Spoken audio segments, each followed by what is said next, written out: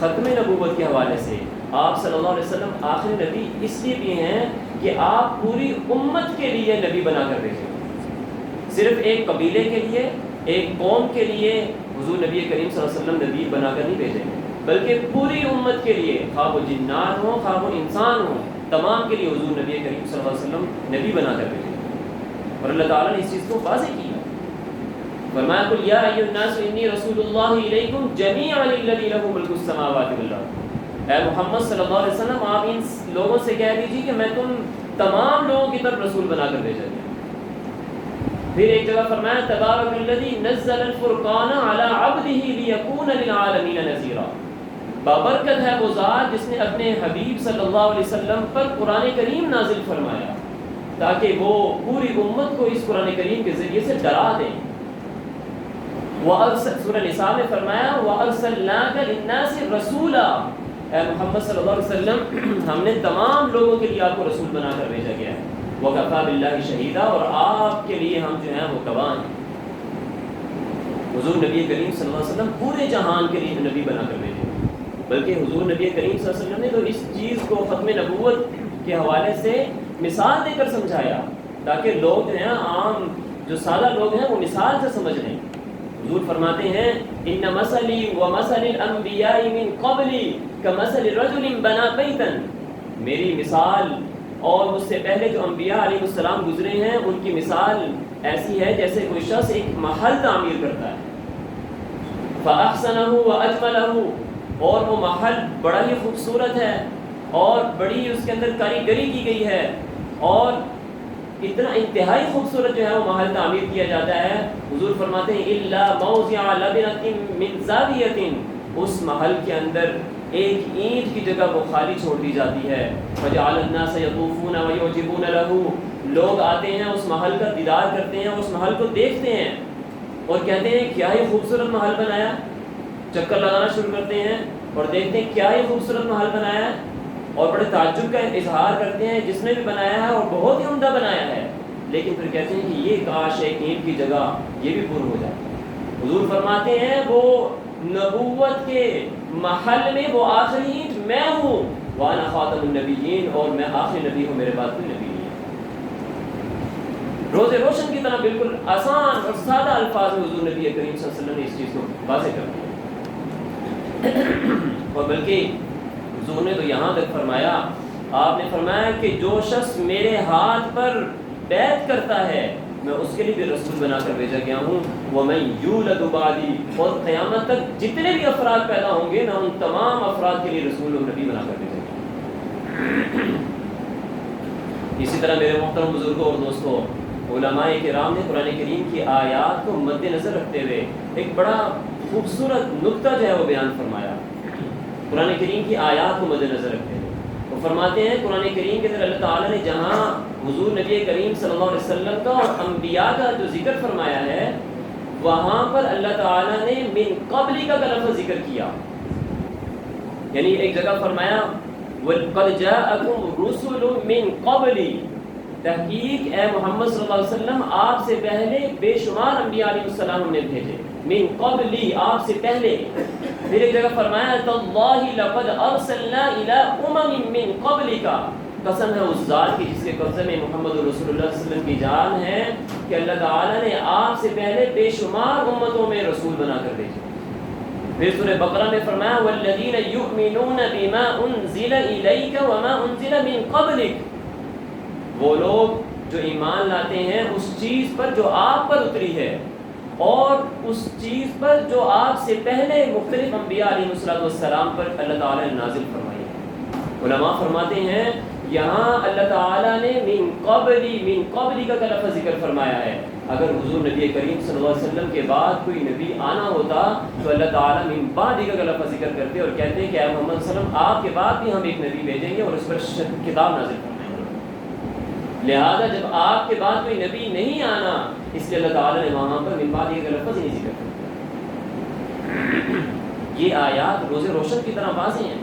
قرآن کریم کے ہر صفحے پر ہر آیت میں ہر لفظ سے حضور نبی کریم صلی اللہ علیہ وسلم کی ختم نبوت کی جھلک نظر آتی ہے. اور سمجھنے والے اس چیز کو سمجھتے ہیں، لیکن جو لوگ نہیں سمجھ پاتے وہ پھر اعتراضات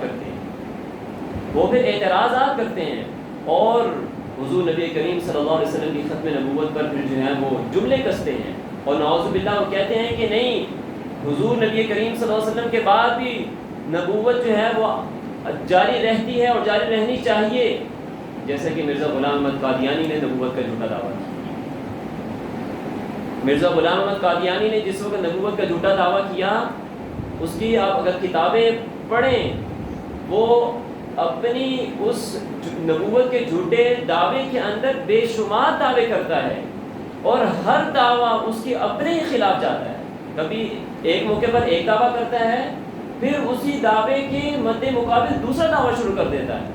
کبھی وہ دعویٰ کرتا ہے کہ میں خدا ہوں، یا اگر آپ ان کی کتابیں پڑھیں تو اس میں نظر آئے گا آپ کو روز روشن کی طرح، وہ دعویٰ کرتا ہے کہ میں خدا ہوں، اور کبھی دعویٰ کرتا ہے کہ میں مجدد ہوں، کبھی دعویٰ کرتا ہے کہ میں محدث ہوں، کبھی دعویٰ کرتا ہے کہ میں حقیقی نبی ہوں، اور کبھی نعوذ باللہ وہ یہ دعویٰ کرتا ہے کہ میں محمد سے افضل نبی ہوں، اور کبھی دعویٰ کرتا ہے کہ نہیں، محمد تو افضل نبی نہیں ہے، ان کے بعد آخر میں آنے والا نبی میں ہوں، اور میرے بعد کوئی نبی نہیں آئے گا۔ اور اس نے یہاں تک دعویٰ کیا اور کہنے لگا کہ میرے پیٹ کے اندر نعوذ باللہ حضرت عیسیٰ علیہ السلام کی روح جو ہے وہ پھونکی گئی۔ کبھی دعویٰ کرتا ہے کہ عیسیٰ علیہ السلام میں ہوں، کبھی دعویٰ کرتا ہے کہ مہدی میں ہوں، بے شمار دلائل جو ہے وہ دعوے کرتا ہے، یہ اس کی کتابوں کے اندر واضح ہے۔ اب بہت سارے لوگوں کے ذہنوں میں ایک بات آ سکتی ہے کہ عصر حاضر کے اندر جو قادیانی، جو مرزائی موجود ہیں، یہ کلمہ بھی پڑھتے ہیں، لا الہ الا اللہ محمد الرسول اللہ پڑھتے ہیں، اور اذان بھی دیتے ہیں، اور اذان دینے کے ساتھ ساتھ پھر نماز بھی پڑھتے ہیں، اور پھر رفاہی کاموں کے اندر یہ بڑھ چڑھ کر حصہ بھی لیتے ہیں۔ تو جب ایسے لوگ جو کلمہ پڑھنے والے ہیں، نماز پڑھنے والے ہیں، یہ کیسے غیر مسلم ہو سکتے ہیں؟ میرے محترم بزرگوں اور دوستوں، اس چیز کو اپنے ذہنوں میں ضرور جگہ دیجیے گا۔ سن 1974 کے اندر جس وقت قادیانیت کی یہ تحریکیں اور یہ جو ان کے دعوے تھے، یہ جس وقت ابھرنا شروع ہوئے، تو اس وقت ذوالفقار علی بھٹو جو وزیر اعظم تھے ہمارے ملک پاکستان کے، انہوں نے جب اس تحریک کو دیکھا کہ لوگوں کے اندر یہ تحریک بڑی بڑھتی چلی جا رہی ہے، اور تحریک ختم نبوت کے حوالے سے پورے ملک کے اندر احتجاجات ہو رہے ہیں، انہوں نے اس مسئلے کو حل کرنے کے لیے پھر اسمبلی کا رخ کیا، اور اسمبلی کے اندر، قومی اسمبلی کے اندر اس جو ہے وہ مسئلے کو حل کرنے کا فیصلہ کیا، اور قومی اسمبلی کے اندر مولانا غلام غوث ہزاروی رحمہ اللہ، مولانا مفتی محمود رحمہ اللہ، مولانا شاہ احمد نورانی رحمہ اللہ، ان لوگوں نے بڑے کامل اور مکمل اور یقینی انداز میں قرآن و سنت کے طور پر جو ہے وہ دلائل پیش کیے، اور بڑے پختہ دلائل دیتے ہوئے جو ہے وہ اس فیصلے کو اور اس مقدمے کو جو ہے وہ جیتتے ہیں۔ اور سن 7 ستمبر سن 1974 کو قومی اسمبلی کے اندر جناب وزیر اعظم ذوالفقار علی بھٹو خود یہ قادیانیت کو، قادیانیوں کو، مرزائیوں کو غیر مسلم اقلیت قرار دیتے ہیں۔ میرے محترم بزرگوں اور دوستوں، یاد رکھیے گا، حضور نبی کریم صلی اللہ علیہ وسلم کے دور کے اندر بھی نبوت کے بہت سارے جھوٹے دعوے دار پیدا ہوئے تھے، جس میں مسلمہ کذاب کا نام سر فہرست ہے، اور حضور نبی کریم صلی اللہ علیہ وسلم کو وہ خط لکھ کر کہتا ہے مسلمہ کذاب کہ اے محمد، میں تمہاری نبوت کے اندر شریک ہوں، آدھی نبوت آپ کی ہے اور آدھی نبوت میری، بلکہ وہ یہاں تک کہتا ہے کہ آدھی دنیا آپ کی اور آدھی دنیا میری۔ حضور نبی کریم صلی اللہ علیہ وسلم اس کا جو ہے وہ انکار کرتے ہیں، اور آپ صلی اللہ علیہ وسلم کے جانے کے بعد بہت سارے نبوت کے جھوٹے دعوے دار پیدا ہونا شروع ہو گئے، تو سیدنا صدیق اکبر رضی اللہ تعالی عنہ نے ان کے خلاف جہاد کیا۔ اور یاد رکھیں، مسلمہ کذاب، نبوت کا جھوٹا دعویٰ کرنے والا، اس کے رفقا یہ کلمہ بھی پڑھتے تھے، اس کے رفقا اذان بھی دیتے تھے، اس کے رفقا اشہد ان لا الہ الا اللہ کے بعد اشہد ان محمد الرسول اللہ بھی کہا کرتے تھے، اس کے رفقا نماز بھی پڑھتے تھے، اس کے رفقا حج بھی کرتے تھے، اس کے رفقا نماز بھی پڑھتے تھے، روزہ بھی رکھتے تھے، لیکن سیدنا صدیق اکبر رضی اللہ تعالیٰ عنہ اس چیز کو سمجھتے تھے، لہٰذا انہوں نے اس چیز کو مد نظر رکھتے ہوئے کہ حضور نبی کریم صلی اللہ علیہ وسلم کی ختم نبوت پر یہ آنچ آنے دوں، یہ کیسے ہو سکتا ہے کہ حضور صلی اللہ علیہ وسلم کے بعد یہ شخص نبی ہوگا؟ حضرت صدیق اکبر رضی اللہ تعالیٰ عنہ نے اس کے خلاف جہاد کیا، اور 1200 صحابہ کرام اور تابعین رحمہ اللہ اس جو ہے وہ جنگ کے اندر شہید ہوتے ہیں۔ اتنا خون جو ہے وہ کبھی نہیں بہا، بلکہ حضور نبی کریم صلی اللہ علیہ وسلم نے جو انقلاب شروع کیا تھا دین اسلام کا، اس کے اندر اتنا خون نہیں بہا جتنا عقیدہ ختم نبوت کے حوالے سے بہا۔ تو میرے محترم بزرگوں اور دوستوں، کبھی بھی لوگوں کے ان رویوں سے دھوکے میں مت آ جائیں۔ آپ کو انٹرنیٹ پر بہت ساری ویڈیوز ملیں گی، وہاں قادیانی جو ہے وہ اپنے لوگوں کو کلمہ پڑھا رہے ہوں گے اور نماز کی تلقین کر رہے ہوں گے اور بڑے اچھے اچھے بیانات دے رہے ہوں گے، لیکن یاد رکھیں جو شخص حضور نبی کریم صلی اللہ علیہ وسلم کی ختم نبوت پر ایمان نہیں رکھتا وہ دائرہ اسلام سے خارج ہے، اور یہ ہمارے دین کی اساس ہے۔